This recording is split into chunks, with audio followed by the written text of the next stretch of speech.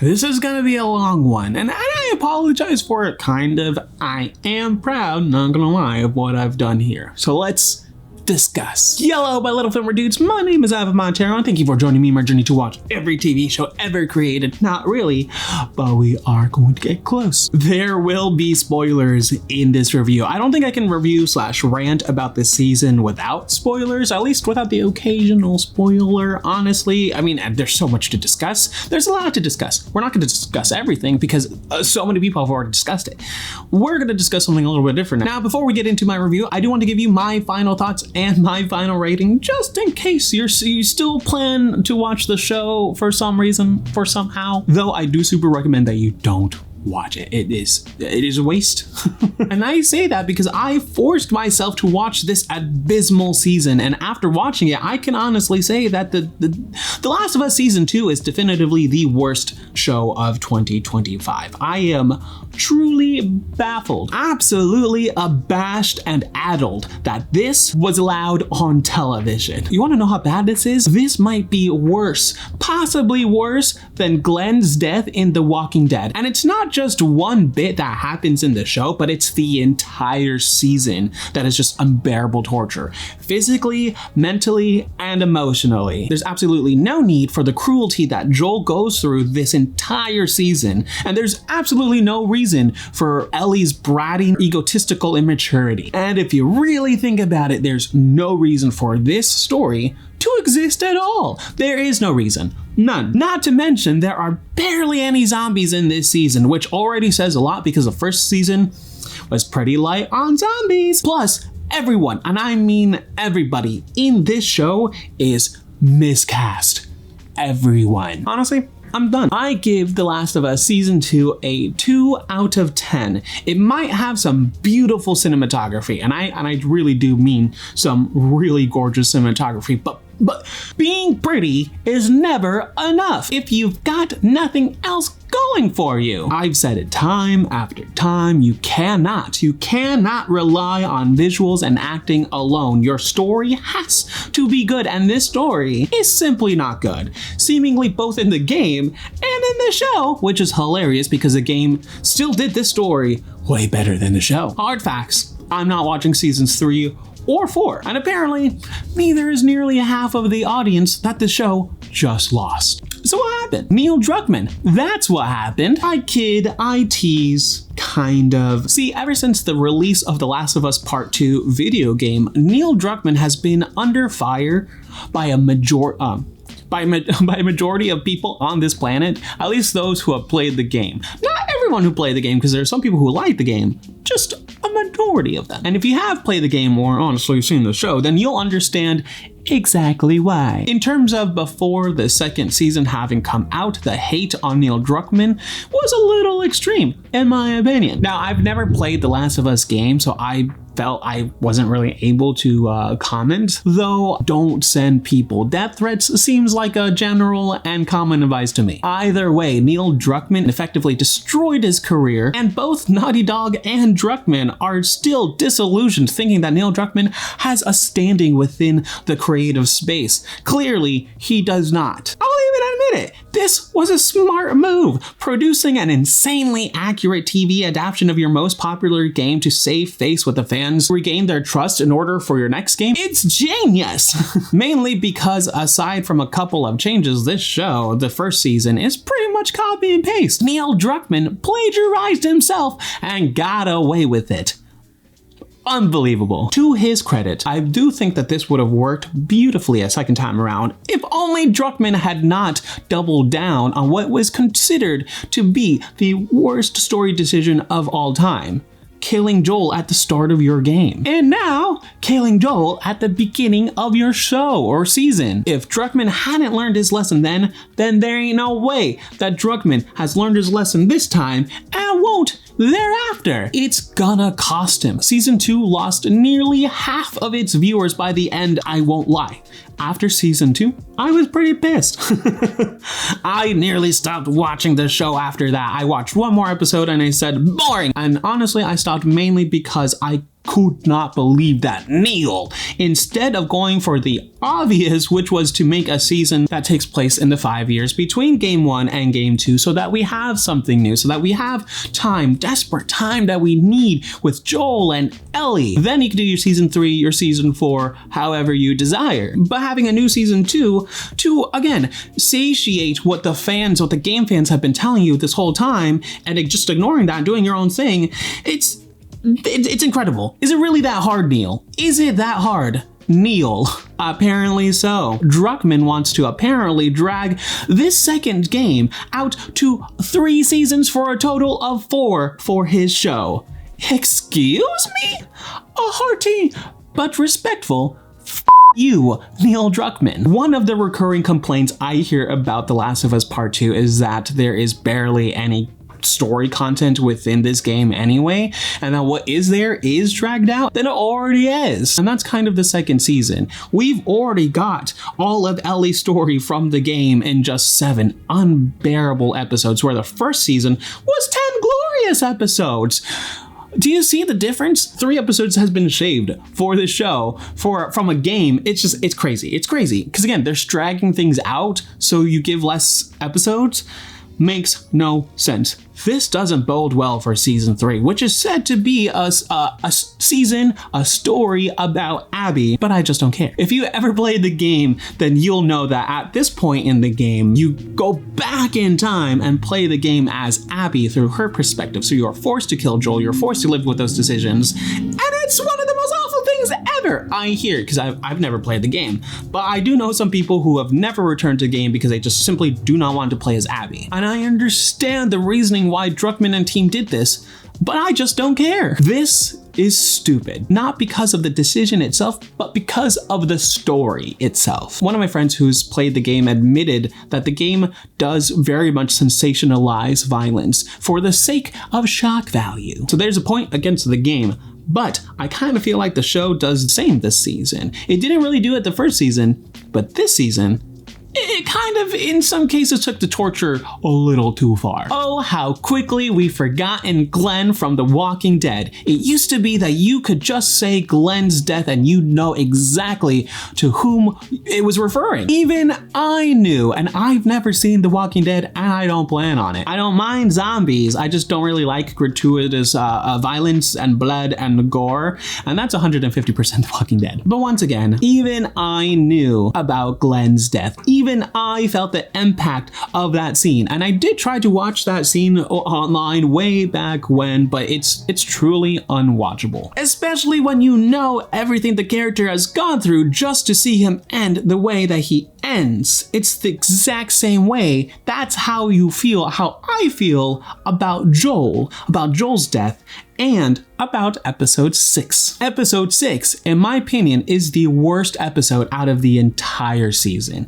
I know many of you say that it's the best, and that might be because it's a Joel and Ellie-centered episode, but it's the worst episode in my opinion for me because seeing how great Joel and Ellie are together, only to know how horrendously tragic Joel's death ends up being, it's just insanely difficult to watch. I don't want to watch this now, not after I know how horribly Ellie and the other townsfolk treat Joel throughout this entire season, so I just don't see the point of this episode 6. I don't get it. It's stupid. And then when Ellie blatantly disrespected Joel in front of Gail, and the fact that Ellie cannot, for the life of her, think about the betterness of everyone, it's crazy how egotistical and how immature Ellie actually is. I actually turned the episode off. I didn't finish the episode. I couldn't do it. I did come back the next day because a friend convinced me that I at least have to finish the episode and then maybe at least finish the season so that I have an accurate assessment. But dude, many times I almost turned off this season, and many times I said, frick it, I'm already 2 episodes behind. Why? I was pissed. Ellie never loved Joel at any one time. What she loved the attention that Joel gave her, and once that became too much for her, instead of talking about it, she ices him and pushes him away. Unbelievable. I truly believe that Joel's death is solely and 1,000% on Ellie's hands. This season, I mean, I already didn't like Ellie from the first season, but I was like, man, I'll give her like a little bit of chance. But this season, I truly came to hate Ellie incredibly fast. And I would even say, to go far as to say that I truly loathe Ellie. Ellie is 100% a loathable character, and she is your main character. There ain't no way. There's a reason. There's a reason why half of your viewers stopped watching the show. Look at this. This comes from Cosmic Book News, which reported the numbers for us to view. So thank you, CBN. According to CBN, the season 2 premiere brought in 5.3 million viewers, but the finale was only watched by 3 million, a 30% drop from the premiere and a staggering 55% drop compared to the season 1 finale, which drew 8.2 million viewers. Y'all, that is bad. It is ridiculously bad. HBO even tried to blame Memorial Weekend for the low viewership, which is, again, ridiculous. Memorial Day weekend is notorious for boosting popular shows and movies, so guess what, buddy? Your show ain't popular anymore. I even have the same day ratings for both seasons, also provided by CBN, so thank you for that. Filmerdudes, look at the final 3 episodes for season 1. Now look at season 2's in comparison.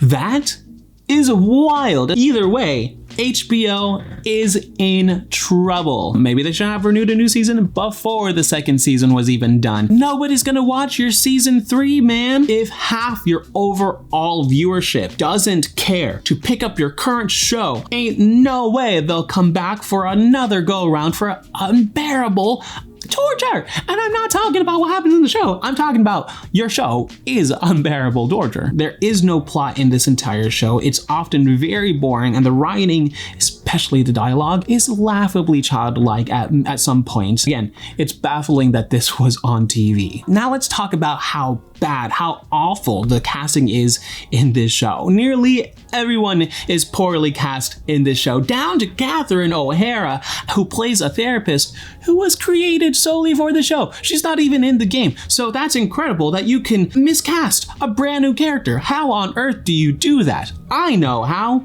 You write a crap story, which is The Last of Us Season 2, unfortunately. I mean, even Joel and Ellie, both of them are miscast in my opinion. Perhaps, though, it might mostly be on Bella Ramsey's part for portraying Ellie in such an unlikable manner. I didn't even like her in Season 1. I felt she was written like a brat from the very beginning. Then, Druckman decided to make Ellie simply unbearable throughout the entirety of Season 2. Once again, the way that Ellie treats Joel is such cruelty, and Joel is an incredibly good man. In fact, he's the only good person in this entire camp. Everyone in this camp is shit. Jesse is shit. That random white guy is shit. Tommy is shit. Tommy's wife is shit. Everybody in this camp is awful. But the one leading the charge of shit people is Ellie herself, 110%, and she was written to be unrealistically, egotistically selfish beyond belief. The most egregious example of Bella's miscasting is the Take On Me cover in episodes 3 or 4, I really don't care. At first, I actually thought that Bella did a pretty fine job in playing and singing this song, but then I immediately went to YouTube because I wondered, does the game have the same version, and is it as pretty as this show? Only to find out that the game did it way better. In the game, Ellie is singing this painfully, so she's trying to get through the words, much less sing the line, slowly learning that life is okay. But in the show, she suddenly sings it so cheery and positively. And this whole song, I guess I see why you wanted to make it positive, but it's such a dramatic tonal shift for Ellie. It makes absolutely no sense, and it is just truly again, when you look at what the game, how the game did it and what the game was supposed to be about, and then you realize that nobody working on the show has any idea what the game was actually about, in comparison, it's pretty bad. On itself, sure, it's fine, but compared to the game and compared to its purpose, I believe that Bella fully failed to convey what Ellie was supposed to convey.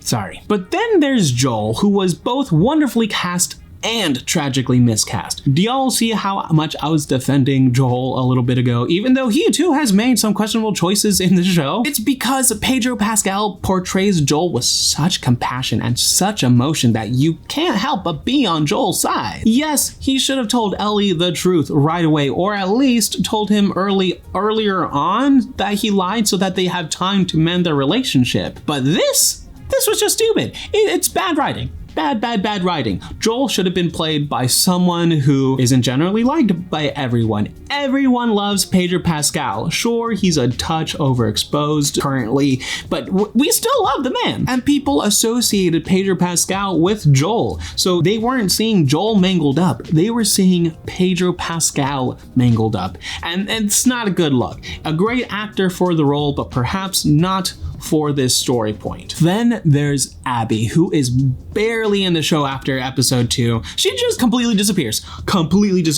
Now, Kaitlyn Dever is a phenomenal actress, okay? She does great in the things that she is in, but some of the things that she's in are not great. And lately, she's not in great things. That's two shows that Kaitlyn Dever's in that's going to go into my worst shows of 2025. Apple Cider Vinegar, and now The Last of Us Season 2. That's not good for your career, Kaitlyn. Honestly, I don't think it's fully Kaitlyn's fault. It's definitely a script and a directing thing, but if I find out that she didn't even care to put on muscle, if she didn't even put up a fight to do that, and Neil Druckman said, no, stop it, don't. If she didn't even try, then I might be done with her. I'm sorry, but everyone in the show, lazy. I don't know what to tell you, man.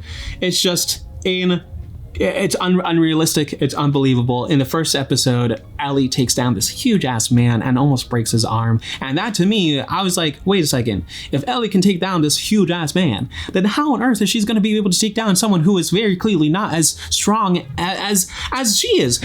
Kaitlyn is annoyingly small, I will admit. I'm sorry, but there's no believability that someone smaller than Kaitlyn Dever would hold Bella down during Joel's death. It's completely unrealistic. We already saw Ellie's capabilities, and now we're seeing her backtrack immediately.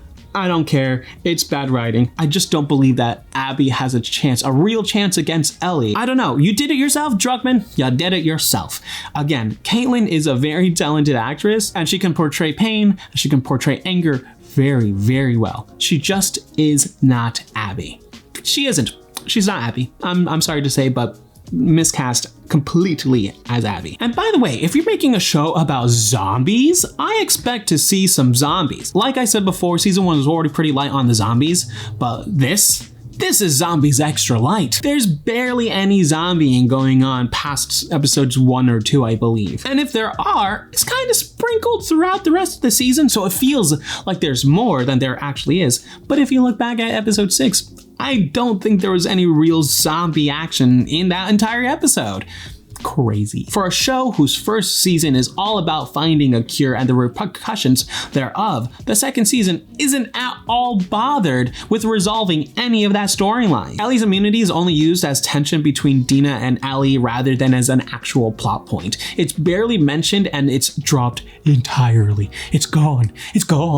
It's mentioned, but it's gone. Druckman has no interest in continuing that storyline. Otherwise, he absolutely would have. He would have done it instead of doing this stupid ass revenge story. Everyone would have benefited from that. After all, 5 years has passed between game 1 and game 2 that we haven't seen. When you look at what was promised with season 1 and game 1, and then you look at what you're given with both game 2 and season 2, you begin to realize that this revenge story is completely unwarranted, unwanted, and unnecessary. If a revenge story is what you wanted to tell Druckman, then make a new game. Because what we all wanted wasn't this. We want to know about the cure, but Druckman likely doesn't even know what to do about the cure himself, because again, if he did, he would have done it. And I just don't care. And I don't think anybody cares. Half of the audience doesn't care. And guess what? Neither does Druckman. Druckman told Entertainment Weekly back back in the day, when asked about what fans would think about their reaction to Game 2 if it were ever to go on TV. They were talking about season 1. And he says this. I guess to go back to the earlier Todd Phillips quote from Craig, which is like, I don't care. How they react is how they react. That is completely outside of our control. So how do we make the best TV show version of that story? That's the problem we wrestle with every day. But the first bit, I don't care? No, you do have to care, Druckman. It's a crazy thing to say, considering Todd Phillips just ruined his career with Joker 2 last year. They compared notes, and they both accomplished the exact same thing with their franchises. Maybe it is a good thing to listen to fans, because if you make your fans mad, then you won't have any more fans. It's not that hard of a concept to grasp. As a creator, you have a relationship, a responsibility with your fans, one that is mostly symbiotic, I will admit, but they're the ones that you must please because they're the ones who will keep your franchise going. They're the ones who are going to be giving you money. And if you make them mad, they're just going to leave. We can easily justify Druckman's decision if the backlash wasn't so universally negative, but it's so bad. The proof is in the pudding, my filmer dudes. The Last of Us doesn't have many fans left, and there's an impeding sinking ship with season 3. And it'll be a thing to watch on the outside because I'm not watching it. Why would I get on a boat that I can clearly see is going down? I'm not gonna do it. Like I said, The Last of Us Part 2, for many more reasons that I could ever go over in a video, is not just the worst television of 2025, but the worst TV show I've ever seen, and I've seen Secret Invasion. Shots incredibly fired. Like I said in the beginning, I'll give this a 2 out of 10, mainly because the shots are very pretty. If the shots weren't pretty, it'd probably get a 1. It's the only thing that the show has got going for it is the cinematography. Other than that, it's a garbage season with a garbage story, and I'm done, and I'm not coming back for seasons 3 or 4. Sorry, but not sorry at the same time. My sushi media links are in the description below. Let me know in the comments below what you thought of season 2. Did you watch it? I'm sorry if you did. Like I said, sushi media links down below, and I will see you next time. You've just been modified.